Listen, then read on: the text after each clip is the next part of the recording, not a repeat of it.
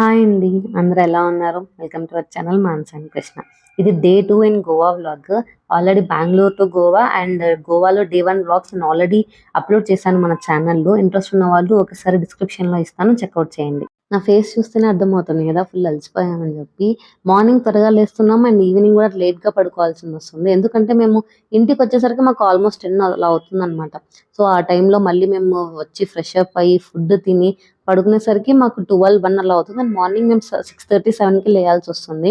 ఎందుకంటే next day itinerary cover చేయడానికి. So, దానివల్ల కొంచెం టైర్డ్‌గా ఉన్నిందనమాట. బట్ మేమైతే ఇంక ఈరోజు వాటర్ యాక్టివిటీస్ కోసం మేము బాగా బీచ్‌కెళ్తున్నాం. యాక్చువల్‌గా మేము ఫస్ట్ అనుకున్నది ఏంటంటే, వాటర్ యాక్టివిటీస్ లాస్ట్ డే పెట్టుకుందాము. ఎందుకంటే ఇంక వాటర్‌లో దిగామంటే ట్యాన్ అయిపోతాం గదా! సో, ఫస్ట్ 2 డేస్ ఎంజాయ్ చేయొచ్చు. లాస్ట్ డే మనము వాటర్ యాక్టివిటీస్ అనుకున్నాం. కానీ ఏమైందంటే దివాళీ టైంలో ఇంకా నెక్స్ట్ వీకెండ్ గదా! సో, లాస్ట్ డే అయితే ఎక్కువ మంది ఉంటారు. సో, టైం పడుతుంది వాటర్ యాక్టివిటీస్ కవర్ చేయడానికి అని చెప్పి మేమైతే సెకండ్ డేకే వాటర్ యాక్టివిటీస్ షిఫ్ట్ చేసుకున్నామనమాట.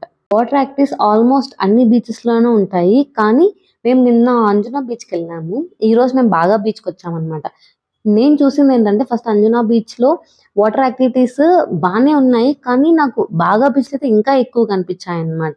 వాటర్ యాక్టివిటీస్ అండ్ బీచ్ కూడా నాకు అంజునా కన్నా బాగా బీచ్ చాలా నచ్చింది. అసలు లైవ్లీగా అనిపించిందన్నమాట. జనాలు కూడా కంపారిటివ్‌లీ అంజునాలో కన్నా బాగా బీచ్‌లో ఎక్కువ ఉన్నారు. పైగా ఇది దివాళీ రోజు. సో, అమావాస్య కదా! మాకైతే టైడ్స్ చాలా ఎక్కువ అనిపించాయన్నమాట. ఇప్పుడు చూస్తున్నారు కదా! బీచ్ ఎంత ముందుకుందో. మా వాటర్ యాక్టివిటీస్ మేము కంప్లీట్ చేసుకొని వచ్చేసరికి బీచ్ చాలా వెనక్కెళ్ళిపోయింది. సో, అక్కడ ఉన్న వాళ్ళందరూ చెప్తున్నారనమాట.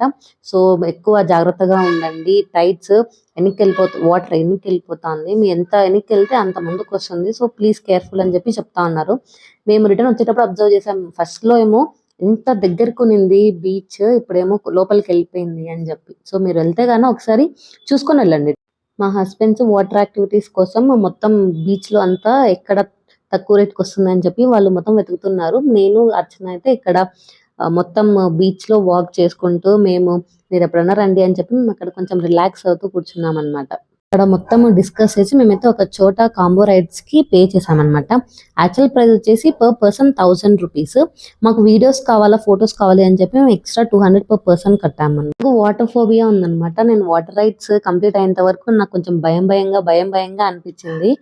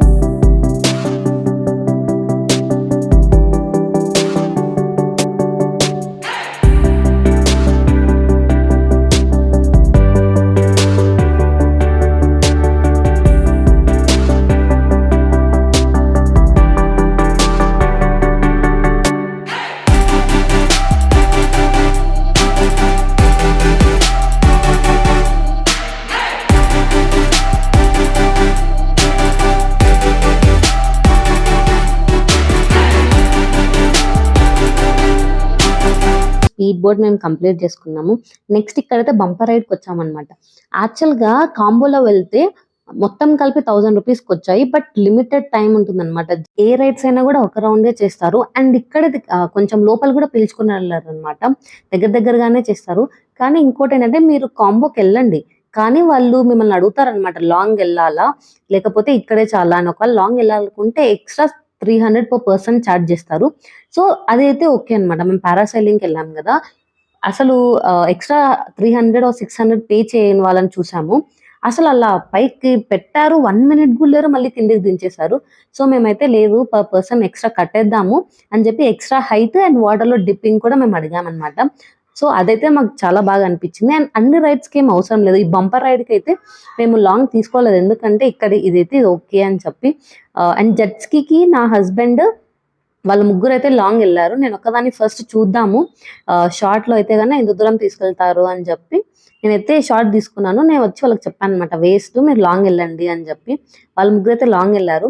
నేను అన్ని రైడ్స్ అయితే ఒకటి, నాకైతే నేను ఫస్ట్ భయపడింది వచ్చేసి బనానా రైడ్ అండి. ఎందుకంటే వాటర్లో పడేస్తారు కదా, నాకు నేను ఎంత దగ్గరలో పడేసినా కూడా నాకు ఒక్కసారి మునిగి లేవాలంటే కొంచెం వాటర్లో భయం వేస్తుంది. సో అందుకు నేనైతే అన్ని రైడ్స్ కంప్లీట్ అయ్యాకే బనానా రైడ్ చేద్దాము అని ఉన్నాను. కానీ ఆ బనానా రైడే నాకు ఈ ట్రిప్లోని ది మోస్ట్ మెమరబుల్ ఈవెంట్ అనమాట. ఆ భయంతోనే మా వాళ్ళందరూ లాంగ్ అని చెప్పినా కూడా నేను వద్దు వద్దు, దగ్గరలోనే షార్టే చాలు అని చెప్పాను. బట్ ఇంకోటి ఏంటంటే బనానా రైడ్లో మేము వెళ్ళేటప్పుడు మాకు పట్టుకోవడానికి హోల్డర్స్ లేవన్నమాట. ఫస్ట్ అర్చన వాళ్ళ హస్బెండ్ కూర్చున్నారు, తర్వాత అర్చన వెనకాల నా హస్బెండ్ వెనకాల నేను, నా వెనకాల వాటర్ రైడ్ పర్సన్ కూర్చున్నారు. సో ఫస్ట్లో కూర్చున్న అన్నకి మాత్రమే అది హోల్డర్ ఉందన్నమాట పట్టుకోవడానికి. వెనకాల అర్చనకి ఉంది కానీ ఒక సైడ్ ఇరిగిపోయింది, ఓన్లీ ఒక్క దాంట్లోనే పట్టుకొని బ్యాలెన్స్ చేయాలి. అండ్ అర్చనాన్ని పట్టుకొని నా హస్బెండ్ ఉంటే, నా హస్బెండ్ పట్టుకొని నేనున్నాను. సో ఏమైందంటే కొంచెం లోపలికి వెళ్ళగానే అండ్ కాళ్ళు అందంత వాటర్ అనమాట, ఒడ్డు కూడా కాదు, కొంచెం లోపల్లోనే టర్న్ తీసుకునేటప్పుడు అర్చనకి మిస్బ్యాలెన్స్ అయింది. సో అర్చన హోల్డ్ చేసుకోలేకపోయింది అనమాట సింగిల్ దాంతో.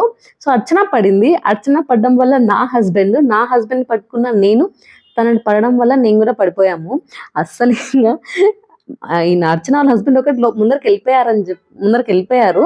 అక్కడికి వెళ్ళాక తను వెనకాల తిరిగి చూస్తున్నారు అనమాట, తను లేరని చెప్పి, మేము ఎవరం లేమని చెప్పి తను కూడా వాటర్లోకి దిగేశారు. సో అప్పుడు ఆ బనానా రైడ్ వాళ్ళు మళ్ళీ వెనకాలకి వచ్చి మమ్మల్ని దాంట్లో ఎక్కించుకున్నారు. వాళ్ళు వచ్చి ఎక్కించుకోవడానికి పడ్డ టైం అయితే నాకైతే ఎంత నవ్వుకున్నానో నేనైతే. దీనికి నేను చాలా భయపడ్డాను యాక్చువల్గా, వాటర్లో పడితే ఎట్లా, నాకు కాలు అందకపోతే భయం వేస్తుంది అనమాట. అలాంటిది నేను ఎంత హ్యాపీగా ఎంజాయ్ చేశానో అనిపించింది. సో ఒక్కొక్కసారి ధైర్యంగా ఉండడమే బెటర్ అనిపిస్తుంది. ఎంత భయపడ్డానో దానికి అంతకన్నా ఎక్కువ హ్యాపీగా ఫీల్ అయ్యాను అనమాట నేను. సో ఎవరైనా కానీ భయపడుతూ ఉంటే కన్నా ట్రస్ట్ మీ, చాలా బాగుంటుంది. మహా అయితే ఏమైతుంది, కొంచెం సేపు భయం ఉంటుంది అనమాట, దాన్ని హోల్డ్ చేసుకోండి, గో ఫర్ ఇట్, చాలా వర్తీ అనమాట. నేను యాక్చువల్గా ఏమనుకున్నానంటే వీళ్ళు కావాలనే పడ్డారు అనుకున్నా. ఎందుకంటే వీళ్ళు బన్నా రైడ్ స్టార్ట్ అయినప్పటి నుంచి వాళ్ళకి చెప్తున్నారు, అన్న వాటర్లో పడేయండి అని చెప్పి. నేను వీళ్ళకి కావాలని వాళ్ళు పడేసారేమో, దానివల్ల వీళ్ళు పడ్డారేమో అని నేను అనుకున్నాను. కానీ అర్చనకి అది బ్యాలెన్స్ తప్పి పడి అర్చన వల్ల మేమిద్దరం పడ్డాము అని చెప్పి నాకు తర్వాత తెలిసిందనమాట. సో మేము వచ్చి దీని గురించి డిస్కస్ చేస్తూ నవ్వుకుంటూ ఉండిపోయాం. అక్కడ నుంచి మేము బాగా బీచ్ నుంచి రూమ్కి వెళ్ళిపోయి ఫ్రెష్ అప్ అయ్యి కొంచెం సేపు లంచ్ చేసి మేమైతే మళ్ళీ ఈవినింగ్ పరా రోడ్కి వచ్చాము. మీలో ఎంతమందికి పరా రోడ్ గురించి తెలుసో చెప్పండి. డియర్ జిందగీలో ది ఫేమస్ సాంగ్ ఉందన్నమాట, ఆ సాంగ్ ఇక్కడే షూట్ చేశారు. మేమైతే మాకు బెంగళూరు ఎయిర్పోర్ట్ నుంచి మా ఫస్ట్ రిసార్ట్కి వచ్చినప్పటికీ మాకు ఇది ఆన్ ద వేలో టచ్ అయిందనమాట. నేను చెప్తూనే ఉన్నాను ఇది పరా రోడ్డే అని చెప్పి. మా వాళ్ళందరూ మా హస్బెండ్ అర్చన ఏమన్నారంటే, నీకు ఎక్కడ కోకోనట్ ట్రీస్ కనపడినా పరా రోడ్ అవుతుందా అని చెప్పి. అప్పుడు మతిలేటి చూసాడనమాట, చూసి లేదు ఇక్కడ మ్యాప్స్ లో కూడా డియర్ జిందగీ షూటింగ్ రోడ్ అనే ఉంది అని చెప్పారు. సో అలాగా మళ్ళీ మేము ఆల్రెడీ కవర్ చేస్తాం కానీ నైట్ టైం అయిందనమాట. సో అందుకు ఈవినింగ్ వచ్చి ఇక్కడ కొంచెం సేపు టైం స్పెండ్ చేసి కొన్ని రీల్స్, కొన్ని ఫొటోస్ తీసుకున్నాము. అక్కడ నుంచి మేము మళ్ళీ బాగా బీచ్కి వెళ్ళామన్నమాట. మార్నింగ్ టు ఈవినింగ్ ఐటనరీస్ కవర్ చేశాక మేమైతే ఈవినింగ్ మాత్రం ఉన్న 3 days మేమైతే బీచ్ లోనే స్పెండ్ చేద్దాం అనుకున్నాము. అండ్ నిన్న అంజునాకి వెళ్ళాము కదా, అందుకు ఈరోజు బాగాకి వచ్చాము. బాగాలో లైక్ లైవ్లీ మూమెంట్ ఉంటుంది అనమాట, అంతా ఫుల్ మ్యూజిక్, లైట్స్ అంతా ఉంటుంది. కానీ అంజునాలో ఇంత సౌండ్, ఇంత మ్యూజిక్ ఉండదు అనమాట. లైట్స్ అయితే ఉంటుంది, కొంచెం పీస్ఫుల్ గా ఉంటుంది. ఇక్కడైతే కొంచెం బాగా పార్టీ టైప్ ఉంటుంది. మీకు కొంచెం పీస్ఫుల్గా ఉండాలి, మీరు బీచ్ని ఎంజాయ్ చేయాలి అనుకుంటే కనుక మీరు అంజనాకి వెళ్ళండి. లేదు మాకు మొత్తం ఇట్లా పార్టీ కల్చర్ కావాలి, బాగా బ్యాంగ్ ఆన్ ఉండాలి అనుకుంటే కనుక బాగా బీచ్కి వెళ్ళండి.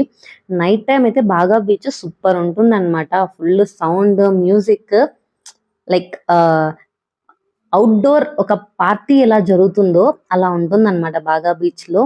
మార్నింగ్ చెప్పాను కదా! లైక్ మార్నింగ్ మేమెళ్ళినప్పుడు బీచ్ చాలా దగ్గరకునింది.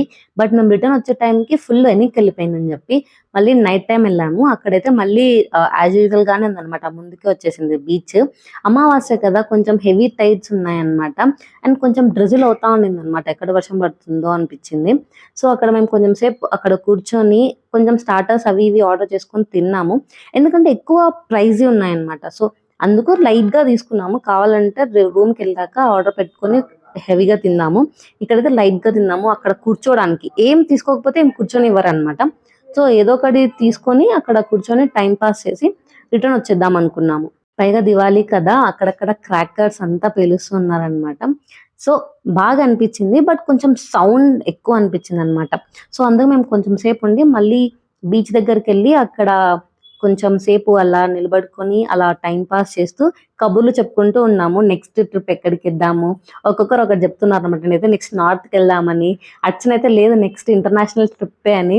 మరి అర్చన వాళ్ళ హస్బెండ్ అయితే నెక్స్ట్ ఎక్కడికి లేదు. నెక్స్ట్ మన ఊరికి అని చెప్పి అట్లా కొంచెం కామెడీ చేసుకుంటూ, కొంచెం సేపు అలా ముచ్చట్లు పెట్టుకొని మేమైతే రిటర్న్ ఎళ్ళిపోయాం. ఇంకో మెయిన్ థింగ్ ఏంటంటే, మనం బీచెస్‌ని ఇంత ఎంజాయ్ చేస్తాం గదా! సో, అంత ఎంజాయ్ చేసేవాళ్ళం మనం దాన్ని కొంచెం నీట్‌గా పెట్టుకుంటే బెటర్ అనిపిస్తుంది నాకైతే.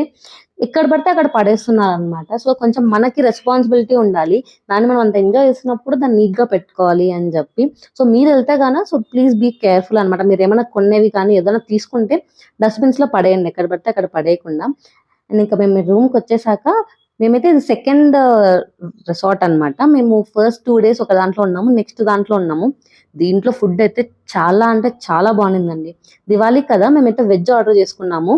ఫస్ట్ టైమ్ నా హస్బెండ్‌కి వెజ్ సూపర్‌గా నచ్చిందంట. అది కూడా ఏదో కాదండి. జస్ట్ పాల కిచిడీ ఆర్డర్ చేశాడు. నెక్స్ట్ డే కూడా పాల కిచిడీనే నాకు అదే కావాలి అని చెప్పి ఆర్డర్ చేసుకున్నాడనమాట. అంత బాగుండింది టేస్ట్ అయితే. రిసార్ట్ డీటెయిల్స్ నేను నెక్స్ట్ వీడియోలో అప్లోడ్ చేస్తాను. ఇంట్రెస్ట్ ఉంటే ఆ వీడియో చెక్‌ఔట్ చేయండి. అండ్ ఇవాల్టి వీడియో. ఈ వీడియో గనుక నచ్చితే please like, share, comment, subscribe to our channel. Thank you for watching. See you in next video. By.